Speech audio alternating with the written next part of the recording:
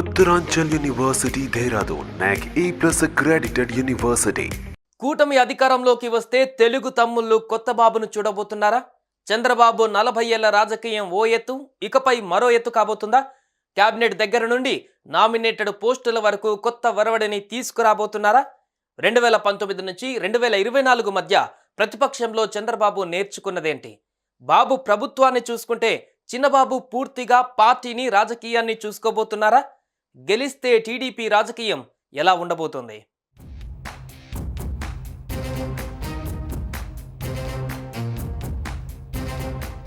గత 5 ఏళ్ల కాలంలో చంద్రబాబు ఎదుర్కొన్నన్ని ఆటుపోట్లు తన పొలిటికల్ లైఫ్లో చూడలేదనే చెప్పాలి. అది స్వపక్షం విషయంలో కానీ, అలాగే అధికార పక్షం వైపు నుంచి వచ్చే దాడుల గురించి కానీ ఆయన నెవర్ బిఫోర్ అన్నంతగా అనుభవాలను అందుకున్నారని అంటున్నారు. ఒకసారి అధికారం చేజారితే అంతకు ముందు 5 ఏళ్ల పాటు పదవులు రుచి చూసి ఆశాంతం అనుభవించిన వారు సైతం ఎలా తెరచాటుకు పోతారో బాబు స్వయంగా చూశారు. 151 సీట్లతో వైసీపీ అధికారంలోకి వచ్చి మొదటి 3 ఏళ్లు దూకుడు చేస్తే బడా నాయకుల నుంచి సీనియర్లు అత్యధిక శాతం బయటకు రాని నేపథ్యాన్ని ఆయన చూశారు అని అంటున్నారు.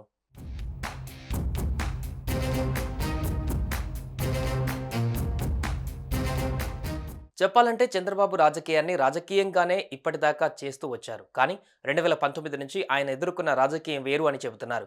ఆ అనుభవాల సారం నుంచి ఆయన ఎన్నో పాఠాలు నేర్చుకున్నారట. దాంతో ఈసారి టీడీపీ అధికారంలోకి వస్తే కొత్త బాబునే చూస్తారు అని చెబుతున్నారు. ఈసారి అధికారంలోకి వస్తే మాత్రం ఆయన తనదైన శైలిలోనే నిర్ణయాలు కూడా తీసుకుంటారట.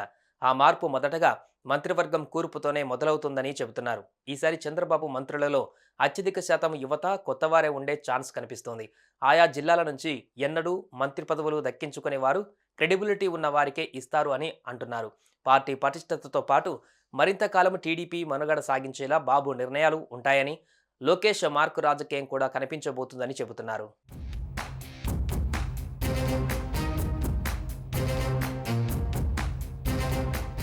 అదేవిధంగా ఈసారి ప్రత్యర్థులకు అస్త్రంగా మారిన సామాజిక సమీకరణాలను కూడా సరిచూసుకుంటూ వినూత్న నిర్ణయాలకు ఆస్కారం ఇస్తారట.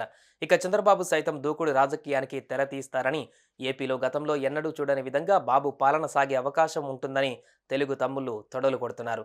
మొత్తం మీద చూస్తే బాబు మంత్రివర్గంలో చేరాలని చాలామంది ఆశలు పెట్టుకుని ఉండవచ్చు. కానీ ఆయన మాత్రం చాలా దూరదృష్టితో కొత్త ఆలోచనలతోనే ముందుకు వెళతారని అంటున్నారు. టికెట్ల జారీలోనే బాబు ఆలోచనలు ఏమిటి అన్నది కొంత వెలుగులోకి వచ్చింది. సీనియర్లు అనుకున్న వారిని చివరి వరకు టెన్షన్లో పెట్టడం ద్వారా తానేంటో చెప్పిన బాబు అధికారం దక్కాక తనదైన శైలిని కూడా అమలులోకి పెడతారని అంటున్నారు. మొత్తానికి ఈసారి బాబు కొత్త నిర్ణయాలు క్యాబినెట్ నుండే మొదలయ్యే అవకాశాలు ఉన్నాయని అంటున్నారు.